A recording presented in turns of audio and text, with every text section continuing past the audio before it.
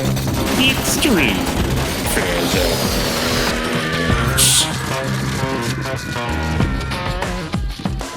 Alright, this is the 2018 AP Physics C Mechanics Question 1. A student wants to determine the value of the acceleration due to gravity for a specific location. Set up the following experiment. A solid sphere is held vertically a distance h above a pad by an electromagnet as shown in the figure.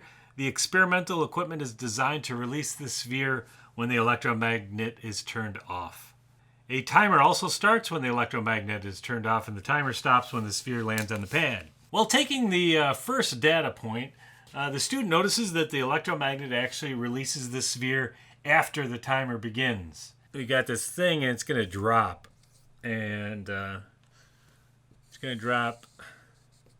It's going to displace h, like that. And but they noticed that while taking the first data point, the student knows that the electromagnet releases the sphere after the time begins, right? So it released it late. So delta t is too big, right? So delta t experiment is too big. And I would jot that down. I'm trying to solve this problem. Write it down. Let's get everything in front of us, right? So delta t is too big. Would the value of g calculated from this one measurement be greater than, less than, or equal to the value of g of the student at that location? All right, this looks like we'd use the kinematics equations because this is a constant acceleration, and we know that we got our delta y equals v initial delta t plus 1/2 a delta t squared, something like that, and it starts from rest. And so delta y is just h in this case. H equals 1/2 a delta t squared. Let's solve this for the acceleration because that's what we would get. We know h, and we would get a t, and let's see what acceleration that would give us. That would be 2h over delta t squared. Right. All right. Now, so a experimental is this, right? But delta t is too big. So if this is bigger than it should be, that's going to make that smaller than it should be. So a experimental is too small. A experimental is too small because delta t experimental, let's say put that here, is too big. So I got a big number here that makes that too small. So what do we got? Would the value of g calculated from this one measurement be greater than, less than, or equal to the value of g? It would be less than, right? Okay, a experimental would give us a value that was too small. Justify your answer. So I would do that. I would say delta t experimental was too big, and then I would solve for this because it was constant acceleration, and I would say if that's too big, then that's going to give us a value that's smaller than it actually should have been. The electromagnet is replaced so that the timer begins when the sphere is released. All right, they fixed it. Good. The student varies the distance h. The student measures and records the time delta t of the fall for each particular height, resulting in the following data table. Indicate below the quantities which should be graphed to yield a straight line whose slope could be used to calculate g. All right, so here's our equation, h equals 1. Here's the value of, there's the value of g, but this would be the slope. This is the equation of a straight line if I plot h versus t squared. So I think that's what I'll do. Probably the easiest thing to do. And then this would be the slope, right? So I'm going to calculate h versus t squared, and that should give us some sort of straight line like that. And then so the slope in this case, because this is our function, this is our linear function, is 1/2 a. All right, so therefore a will equal 2 times the slope. So all we really have to do is take our data. We're going to need to square the time, plot that, get our line of best fit, find the slope, and when we find the slope, you're gonna have data points like this, whatever it is. Make sure that you are choosing points that are on the line. Show what they are, and just calculate the slope, changing h over changing t squared. All right. So it says indicate below which quantities should be graphed. On the vertical axis, I would graph h, and on the horizontal, I would graph t squared. That would give us linear. Now, you could have done other things. That's the most straightforward, and that's what I would recommend. Now, when you graph this, I'm not going to graph it. Make sure that you should go through the process of doing that, though. Make sure you're using a significant portion of the graph. Make sure you're choosing your axes, so you're using most of the graph. They want to, make sure you're using like 3/4 of the graph or all the graph when you're plotting this. Your data points should fill up the graph nicely. Anyways, I'm not going to go over that. I think most of you have that nailed. All right, so you come up with your value of g.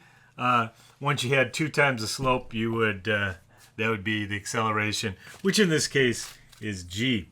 All right, another student fits the data in the table to a quadratic equation. All right, well, I would expect it to be. The El Grande is a quadratic equation. The student's equation for the distance fallen as a function of time is y. That's y of t, of course. AT squared plus BT plus C.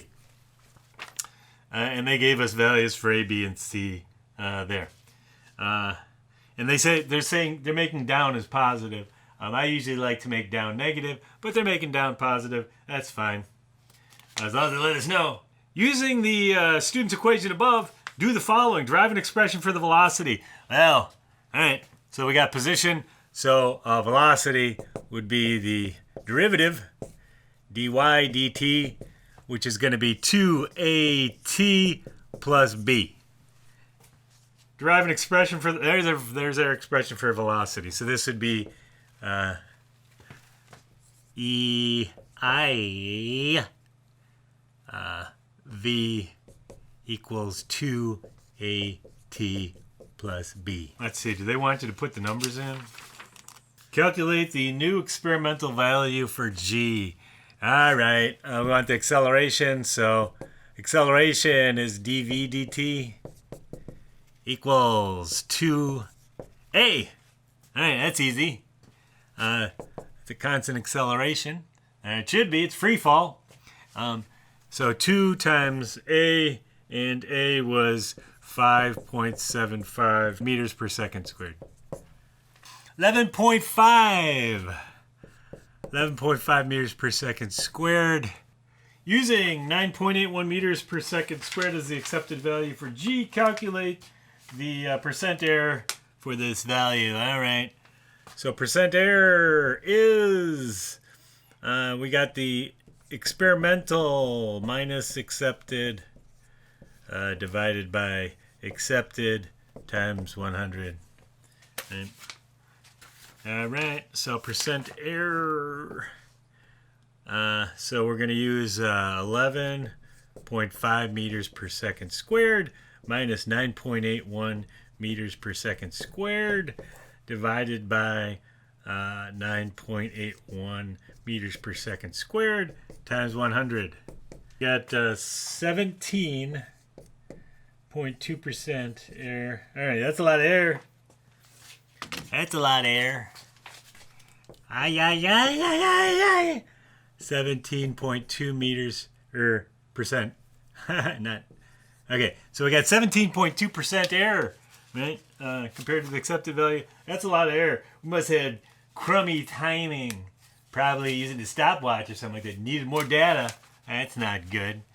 17% error. That's kind of bad. Assuming the sphere is at height 1.4 meters at t equals 0. Calculate the velocity of the sphere just before it strikes the pad.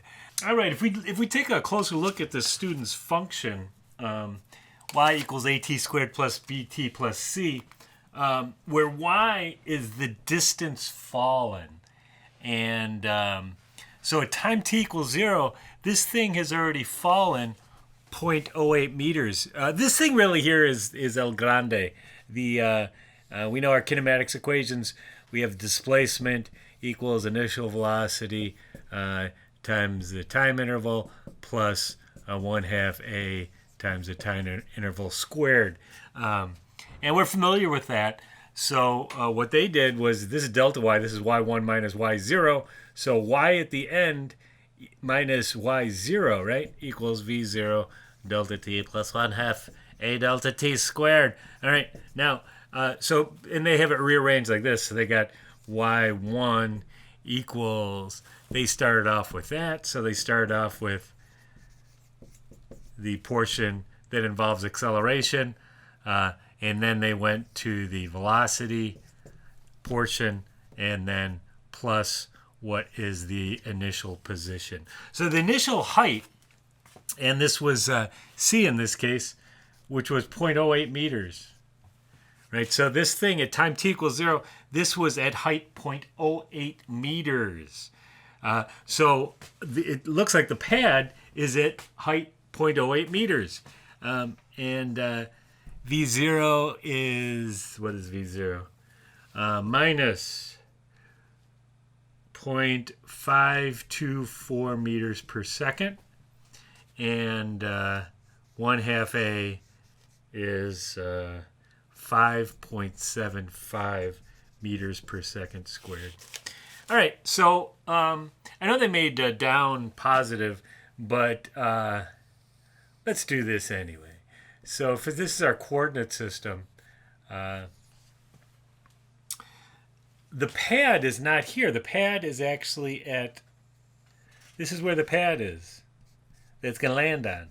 And it is at 0.08 meters. So in this last question, assuming the sphere is at height 1.4 meters, so we're going to start off with the sphere up here, which is at height 1.40 meters. So it's not going to drop 1.4 meters. It's going to drop, looks like 1.32 meters. So that was a little confusing here, but you have to recognize that this was a kinematics equation, and this was the 1/2 the acceleration. Initial velocity. So this thing is initially going up at a very low velocity and then coming down, and this is where it is if it drops a 0 time. So this is where the pad is. So anyway, so the pad is actually at height 0.08 meters. It's not at height 0. So we need to take that into account. Now, the question was, calculate the velocity of the sphere right before it strikes a pad. This is constant acceleration, so we could use the kinematics equations. Let's use squaring. We want to know the speed at the bottom equals the initial speed plus 2 times the acceleration times delta y. Right now, so V0 is not 0. It's right there, all right? So it looks like V at the bottom is going to be square root of V0 squared, which is minus 0.524 meters per second squared, plus 2 times the acceleration, which was 2 times 11.5 meters per second squared. And delta y is y1 minus y0, which is 1.4 meters minus 0.08 meters. All right. So that's its speed once it gets to the pad, which is not at position 0. It's at position 0.08 meters. So, all right. There we go. It was question 1. I thought that last part was kind of squirrely because they were talking about heights rather than position and stuff like that. I thought it was needlessly confusing. But anyway, this is AP C Mechanics 2018 question 2. 2 carts are on a horizontal level track of negligible friction. All right, looks like those 2 carts are in an isolated system. If we choose just the 2 carts, looks like momentum would be conserved. Cart 1 is a sensor that measures the force exerted on it during a collision with cart 2, which has a spring attached. Cart 1 is moving with speed of 3 meters per second toward cart 2, which is at rest as shown in the figure above. The total mass of cart 1 and the force sensor is 0.5 kilograms. The mass of cart 2 is 1.05 kilograms, and the spring has negligible mass. The spring has a spring constant of 130 newtons per meter. The data for the force the spring exerts on cart 1 are shown in the graph below. All right. A student models the data as the quadratic fit F equals 3,200 newtons per second squared times time squared minus 500 newtons per second times time. Using integral calculus, calculate the total impulse delivered to the cart during collision. Cart 1 during the collision. All right. The total impulse delivered to that cart. All right. Well, an impulse causes a change in momentum. That's the. This is a reworking of Newton's second law. Impulse is integral of F dt. Right. And the impulse could be in the direction of the net force. This is the net force, of course, and the reason this is important because it causes a change in momentum. Impulse causes a change in momentum. I would imagine we're going to use that. Once we get the impulse, we're going to use the change of momentum to figure out velocities and stuff like that. 3,200. I'm going to drop the units for now. T squared dt minus integral of 500 t dt.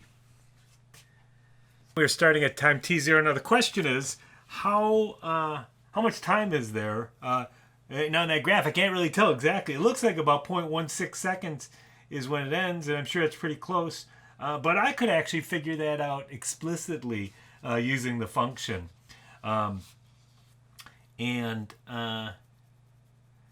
What I could do is, so I have this function, f equals 300 t squared minus 500 t. And what I could do is just set the force equal to 0 because that means the collision's over. So at 0, so I could say 3,200 t squared minus 500 t. After the collision, at time, the collision ends when the force is 0. So when is the force 0? Well, I can get rid of 1 at t equals 0. All right, well, we already knew that. So let's get rid of that one. So let's just solve this for t, right? So t equals 0 is an answer. But also, I could say that, all right, newtons go away, and we end up with seconds. All right, so that should be good. Let's see what we get. 500 divided by 3,200, 0.156 seconds. All right, which was about 0.16. So just looking at the graph, we could have probably really just done that. So that is 0.156 seconds. 0.156 seconds. 3,200 t cubed over 3 from 0 to 0.156 seconds minus 500 t squared over 2, 0.156 seconds, 0. All right. Equals 3,200 divided by 3 times 0.156 seconds cubed minus 500 divided by 2 is 250 times 0.156 squared. So I ended up with minus 2.03 Newton seconds is the impulse. It's all right. Why is that negative? Why is that negative? That's negative because we had our two carts, and the cart with the sensor on it, which had a velocity, initial velocity that way, was smashed this way. It experienced an impulse that way. So that was a negative impulse because it was to the left. The right is positive, left is negative, and that's what that negative is about. Calculate the speed of the cart after the collision, cart 1. Now, one thing they said here was they said that the spring has no mass. That's an important idea. So this looks like it's going to be an ideal spring. Now, in this case, when they collide, they're going to hit, and since this has no, I assume none of this stuff has mass. This doesn't have mass. This is going to squish in. This is going to be an elastic collision because the energy will temporarily be stored in the spring, and then it will be released back to it. So this is going to be an elastic collision. This isn't like they're smashing together and sticking together or something like that, or hitting together. And if this thing had mass, if this plate right here had mass, then it wouldn't be elastic. But this is going to be elastic. They're going to hit together, and all that's going to happen when they hit together is the spring is going to be compressed, and then it's going to release all the energy stored in the spring will be released back to the carts afterwards. So calculate the speed of the cart after the collision. All right, so we know there was an impulse on it, and we know the impulse causes a change in momentum, right? So this was the impulse of 2 on 1, and this is the change of momentum of 2. Or I'm sorry, it's a change of momentum, and this is the change, and this is the change of momentum of 1. Right? So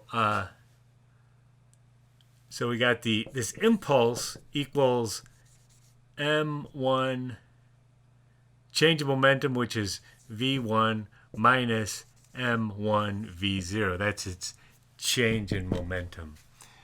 So let's just solve this for v1. We want to know what is the speed of this afterwards. So I'm calling this before the collision and this afterwards. Yeah, I have problems here because we're using 1 and 2. I think I'm going to go with prime for afterwards. That's going to be easier. So, because these are always, these are V1. I'm going to use 1 to identify which card it is, and prime to indicate that it's afterwards. All right. So, impulse plus M1 V1 over M1 equals V1 after the smashing going on. What did we have? Minus 2.03 Newton seconds plus M1, which is half a kilogram, I believe. All right, half a kilogram times V1, and that was going at 3 meters per second.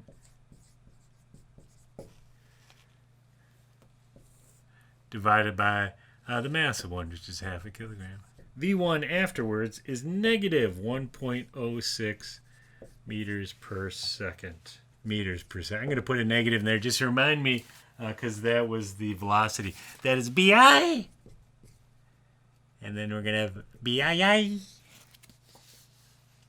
Which direction does the car move? Oh, okay. Left. Left. It hits and bounces off, so it had a velocity this way. V1 prime is that way. This is V2 prime. I know that's going to be the right, because this it was at rest and had an impulse that way, so it's gonna end up going to the right.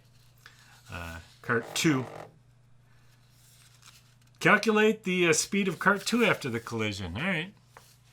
I can do that. All right, this cart actually experiences a positive impulse. The force is to the right, so the impulse of 1 on 2 equals the change in momentum of 2. All right, so this is going to be a positive 2.03 Newton seconds. Impulses will be equal and opposite because the forces are equal and opposite, and the collision, the amount of time they collide, is the same for both, obviously. If one's pushing on the other's pushing back. As soon as one stops pushing, so does the other one. So, anyway, what do we got here? We got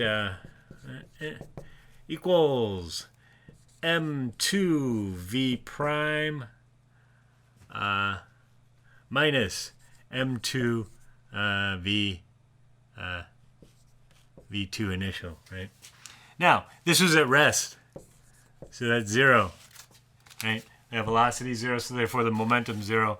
So the speed afterwards is just this. The speed of 2 afterwards is just that, which is positive 2.03 Newton seconds divided by m2, which is 1.05 kilograms. 1.93 meters per second to the right.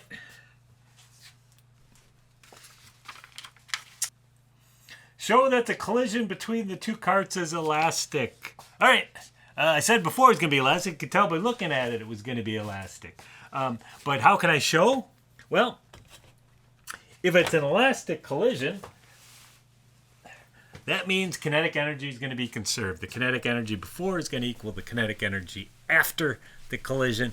So we just have to compare those and make sure they're the same. Before, the kinetic energy equals 1/2 m1 v1 squared, right? That's the only thing moving. 1/2 times 0.5 kilograms times, what was the speed? 3 meters per second. 3 meters per second squared. And then afterwards, we had the kinetic energy afterwards is 1/2 m1 v1 afterwards squared plus 1/2 m2 v2 afterwards squared. 2.25 joules. All right, so the kinetic energy was 2.25 joules before the collision, and then after the collision, kinetic energy afterwards is 1/2 a kilogram,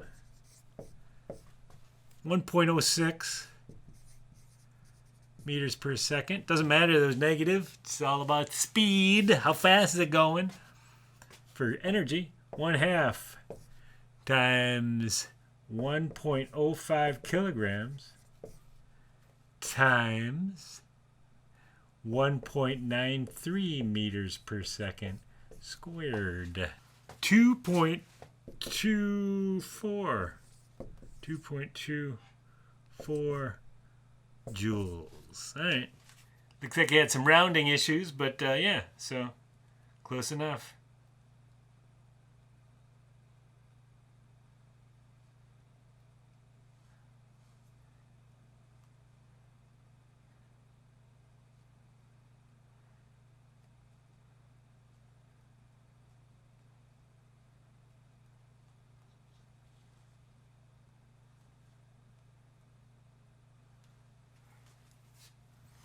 All right.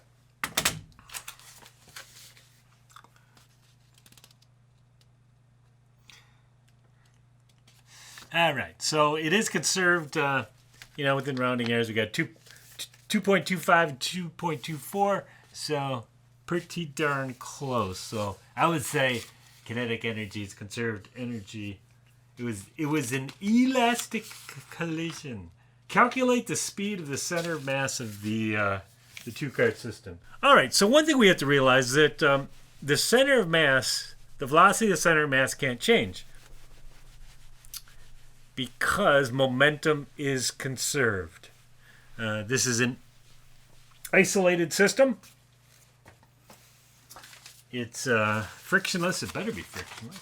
Negligible friction. All right. So the center of mass can't change its velocity. So this is what I'm going to do. I'm gonna take a look at what is the velocity of center mass before the collision, and then I'll know that after the collision, at all times it will always be that, right? So V of center of mass equals delta x center of mass divided by time, right? So velocity equals the distance traveled divided by time. So I think what I'm going to do is set up this situation. So I'll set up a coordinate system like this, and I'm going to put cart 2 right here. I'm going to put it at the origin, and I'm going to put cart 1. I'm going to start it here, and to make my numbers easy, here's 1 and here's 2.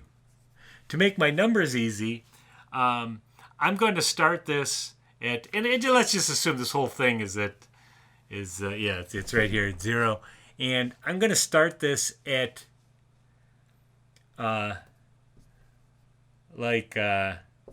negative 6 meters, and then I'm going to look at it again when it's at negative 3 meters. Right? So this would be time 0, and this would be time 1. Let's see what happens to the center of mass of this thing as it goes. And let's say that, because this is going at 3 meters per second, right? So this only takes a second. So that's going to make it easy. This thing's traveling at 3 meters per second. So it's at negative 6 meters at t equals 0. And when t equals 1 second, it's at negative 3 meters. It's going 3 meters per second. Travel 3 meters.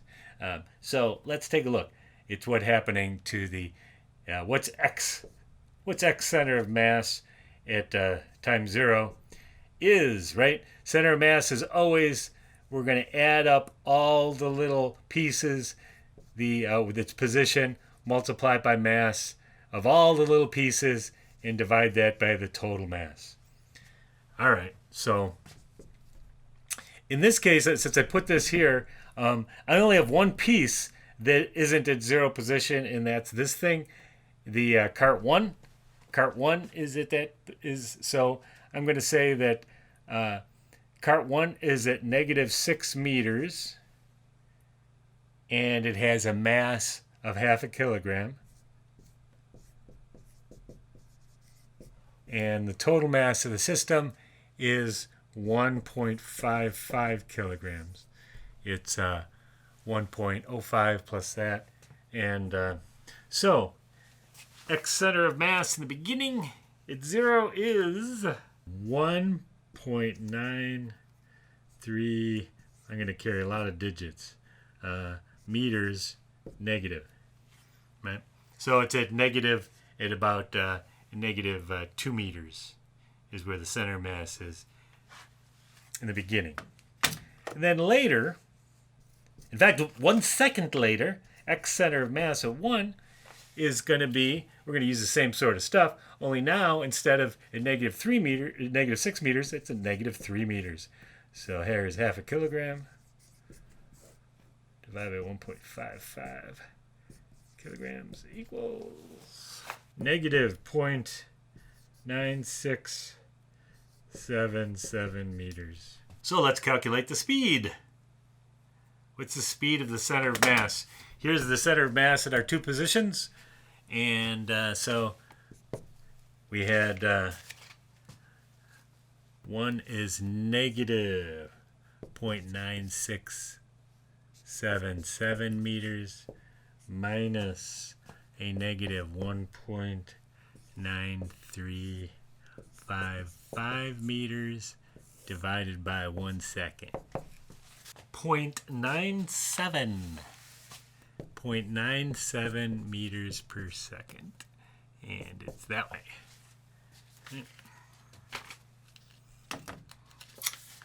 So that's its speed. It's going about a meter per second that way. That was a DI, and that's positive. That took a little thinking, right? You said speed is a change of position divided by time. So I just calculated the center of mass at 2 different positions, and knowing the time interval, I could calculate the speed of the center of mass. Calculate the maximum elastic potential energy stored in the spring. Energy stored in a spring is 1/2 kx squared. And with springs, we know that the force on a spring is negative k delta x, where that negative just means if this is the equilibrium position right here, this is 0, the spring is neither stretched nor compressed. So if a little later we stretch it out like that, here's 0.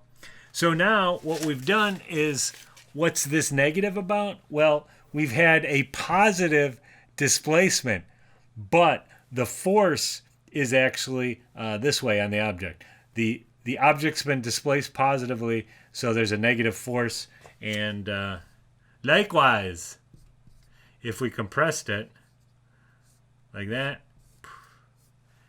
now we've had a negative displacement, and the force on the object is positive. So that's what that negative means. That's all it means. Know what that means. Don't blindly use that where you're just, getting all mathy on us. You have to understand what it means, okay? So make sure to review what that negative means for a spring constant. If I could get the force, if I knew the maximum force, then I could do this. I think I'm going to combine these. So equals k squared delta x squared, right? So this is 1/2 k squared delta x squared divided by, now I ended up with an extra k, so I'll put a k underneath there, right? So these two are the same, right? I have the delta in there, but don't worry about that. Sometimes we write x, sometimes we write delta x. They mean the same thing in this case. So I could rewrite this as 1/2 f squared over k. Right? I know k, and I just need to get f. Right? So I have this function here. So I need to find what is the maximum force. So I have this function which is 3200 t squared minus 500 t. And I just need to look at this and figure out where is the maximum force going to be, because when they compress, the maximum force is going to be the point of maximum compression. So what I'm going to do is I'm going to take the derivative df dt, and so that's going to be 3200 minus 500. All right. Now that will equal the maximum or a minimum when this equals 0. So I'm going to set this equal to 0, and I got 60. You remember that from calculus class, of course. Got that exam coming up. And so what do we end up with? T equals 500 divided by 64. 0.0781 seconds. All right, that's when the force is maximized. Let's see what that force is. Let's see what the force is. I'll do it over here. So F max, the maximum force, is going to be 3200 times t squared, which is 0.0781 seconds squared, minus 500 times 0.0781 seconds. Negative 19.53 newtons. Does that look right on my graph? 19.5. All right, I'll buy that. Looks like, yeah, why not? Why not? 19.5, I'll go with that. All right, so let's plug this in, see what we get. We have 1/2 times 19.53 newtons. We're going to square that. All divided by K. 130 newtons per meter. 1.47 joules. 1.47 joules is the spring potential energy. That's D-I-I. That's not E, that's D-I-I. What do we get? Energy stored in the spring is 1.47 joules is what I got there. I noticed in the solution, if you looked in the solution that the College Board did, they did a thing where they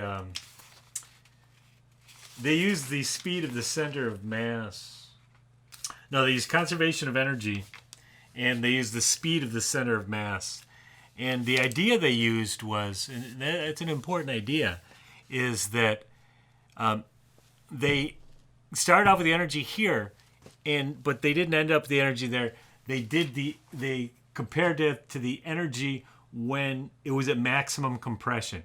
And one thing you have to realize, and this could come up, this comes up every once in a while, where these things come together at maximum compression. So this thing's like this.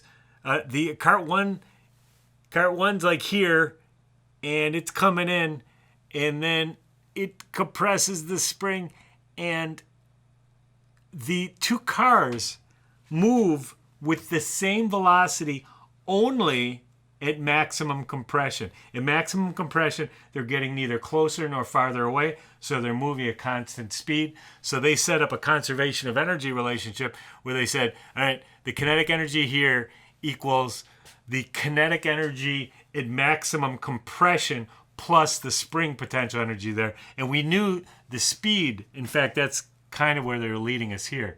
Using this speed for both carts are moving at this speed at maximum compression, so you can use conservation of energy, and that was the logic they used in that one. It's certainly a fantastic way to solve it. It's not the first thing I thought of. I thought of this, but both ways are absolutely fine. And all right, that is. And if you want the solution to the third question on this exam, I did it earlier. It's in a different. It's on a different YouTube video, and maybe I'll have a link. Maybe I won't. Look for it on my page if you want to see it for question 3. That was a question on rotation. I will catch you later. History. Fantastic.